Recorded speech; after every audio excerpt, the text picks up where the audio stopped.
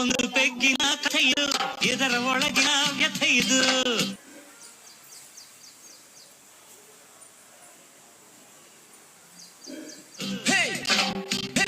ದೇವದಾನವರ ಸೈನ್ಯವು ಕಡಲು ಕಡೆಯುವ ಸಮ. ಬೆಳಿಗ್ಗೆ ಹಿಂಗೆ ಕೊಡ್ಕೋತ ಕೂತ್ರೆ ಬಿಡ್ತಾರ ನೀನು? ಮನೆ ಬಿಟ್ಟು ಓಡಿಸ್ತಾಳ ನೀನು ಯಾವತ್ತನ್ನು?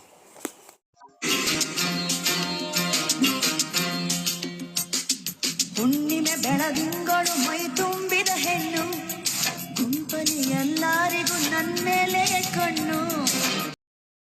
ನಿನ್ನ ಮೇಲೆ ಅಲ್ಲ ಕಣ್ಣು, ಅವ್ರದ್ದೆಲ್ಲ ನೀನು ಕುಡಿಯಾಕತ್ತಿದ್ದಿಲ್ಲ ಬೀರ್, ಅದ್ರ ಮೇಲೆ ಐತಿ ಕಣ್ಣು.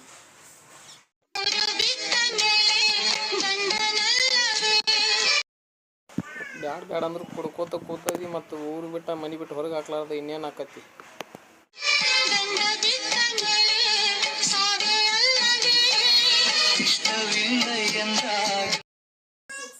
ಇಷ್ಟ ಇಲ್ಲ ಎಂದಾಗ ಕುಡಿಸಬಾರದು. ಯಾಕೆ ಕುಡಿಸಿದಿ ಕಾಕಾಗ ಸುಮ್ಮನೆ? ನಿನ್ನ ಹೆಸರನು ನನ್ನ ಹೆಸರ ಜೊತೆ ನಾ ಬರೆದೆ, ಅಂಗೈಲಿ ಅದು ಅಳಿಸಿ ಹೋದ.